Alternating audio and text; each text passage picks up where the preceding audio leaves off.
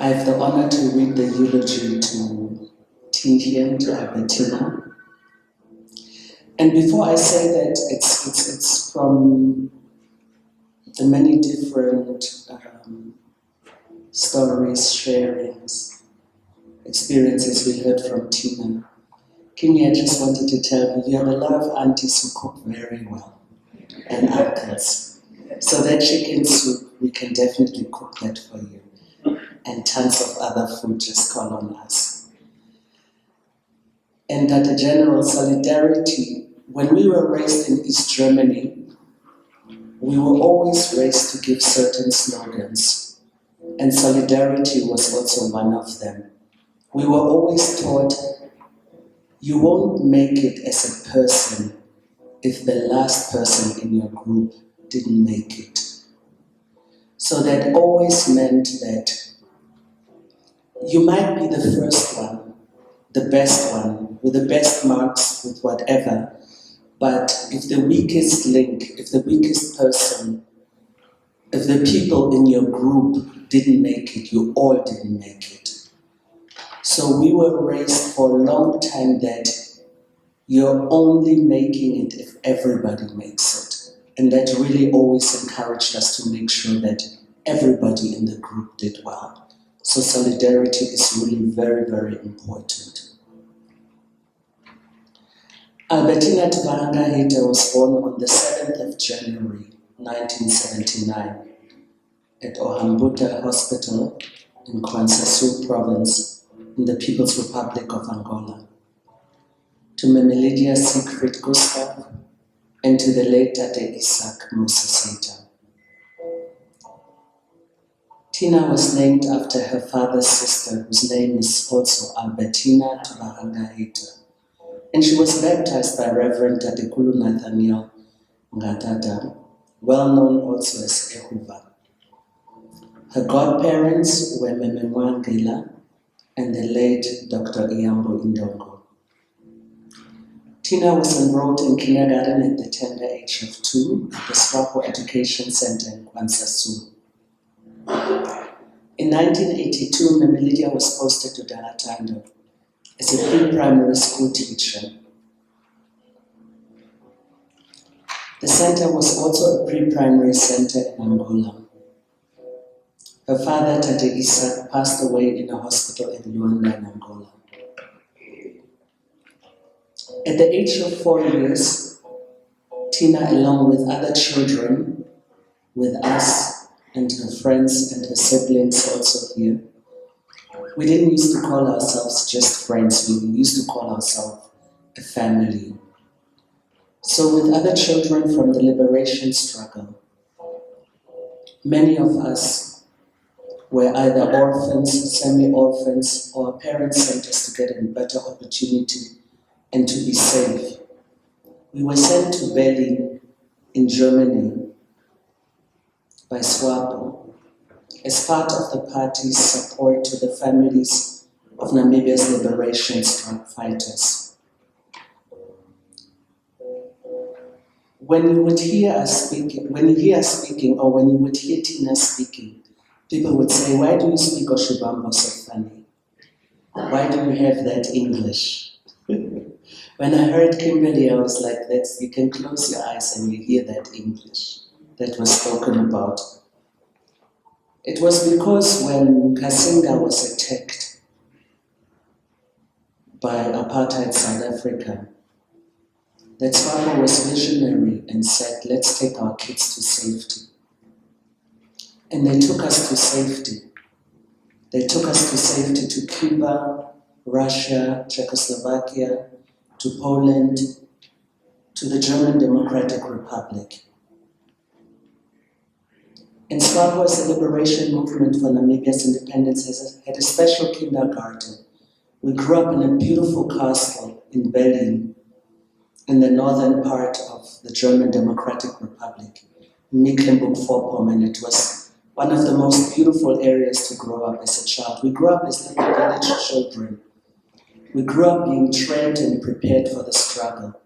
We had military training, we had educational training, we were taught our history, we were taught our mother tongue, although some of us, the accent got lost. But we were really prepared that one day we would come and liberate this country. But since that was already done, we then came back to play our part in building our country. So we were very well prepared in the German Democratic Republic. Tuvahanga started elementary school in Berlin, or actually in Güstrow, at the Dr. Salvador Allende Schule. She learned German, English, and a lot of other subjects, which you heard already how smart Tina was. She really paid attention. She caught up very fast. She was one of the smartest students, and Tina could really just imitate people and talk after people, and she could entertain you for days on ends. And as you already heard, Tina was very linguistically. A friend of mine told me she was talking to Tina on the phone, and the whole time she thought Tina is a German lady. And when they finally met, she was like, "What? You're black?" And Tina was like, "What? You're not, I thought you're Dutch." So this is the Namibia we have. You might have people on the phone and you think they're this and they're that, but they're completely different. After the attainment of Namibia's independence, Tuvahanga came back with us, the children of the liberation struggle, or as they call us, GDR kids. We came back late August in 1990, just after Namibia's independence.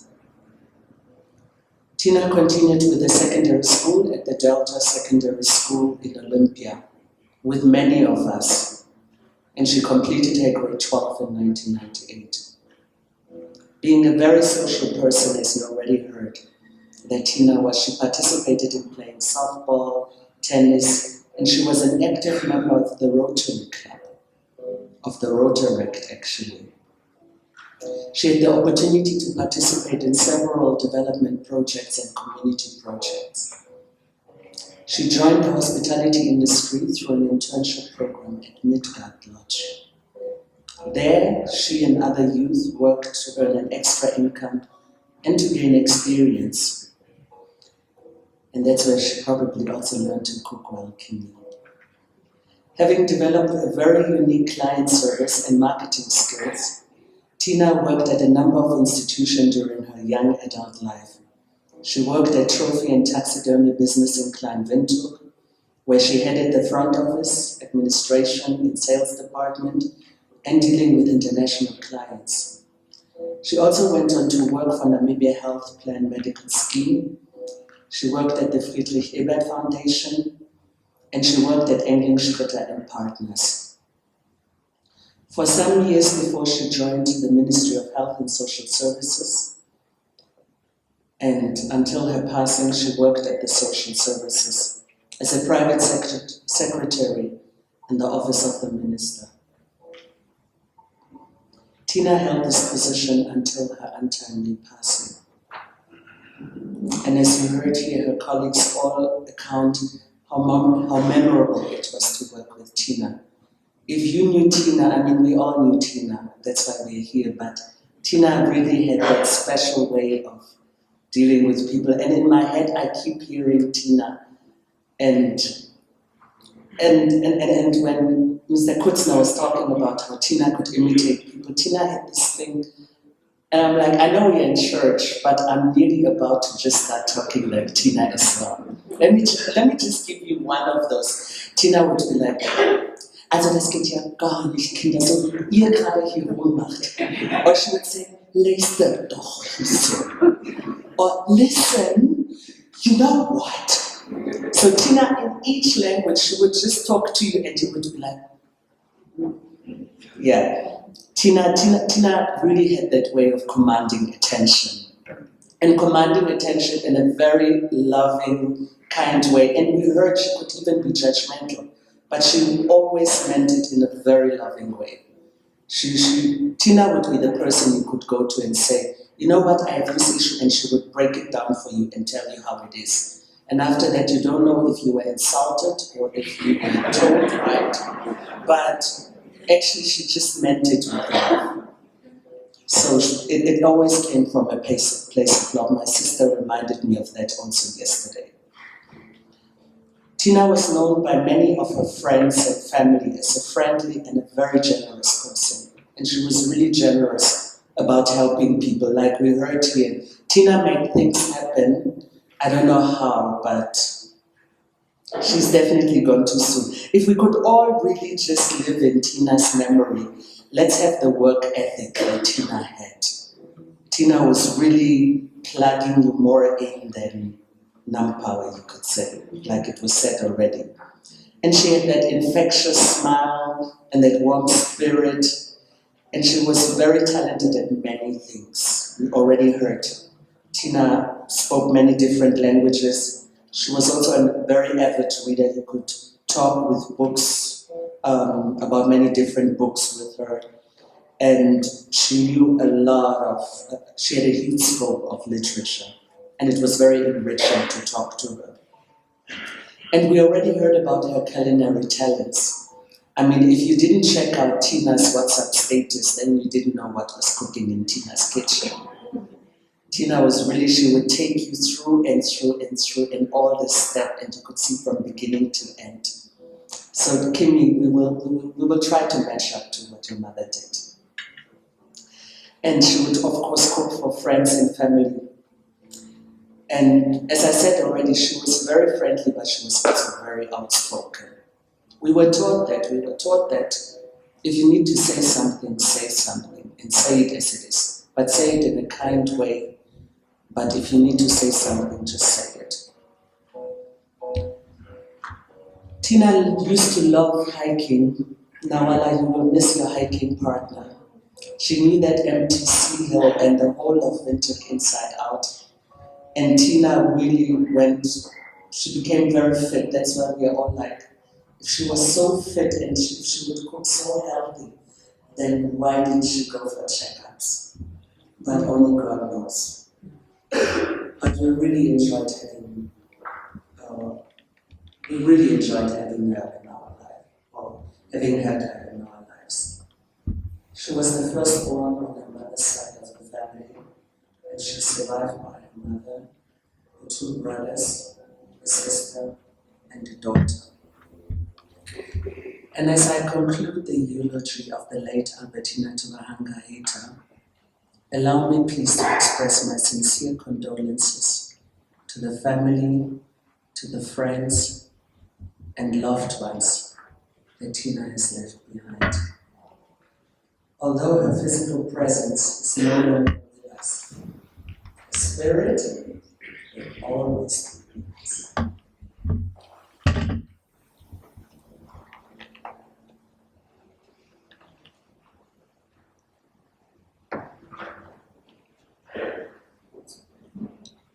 Thank you, Naita, for reading Tina's eulogy, and I'm sure that there's no question about how wonderfully exciting we all look forward to interacting with her. And I want to especially thank the person who taught Tina WhatsApp statuses and taught her voice notes, and because that's the body of memories that we have. On a Friday, she would post the playlist that she would be playing that evening. She'd send you the voice note with the glue wine recipe because you didn't get it correctly. And in the age of technology, we have so many memories of her. We have snapshots of her day, and everyone who's blessed to have a voice note from Tina, really, it's a special gift. And just to relive just a few of those moments, we'll replay the video before we go on to the next part of our program. Thank you so much.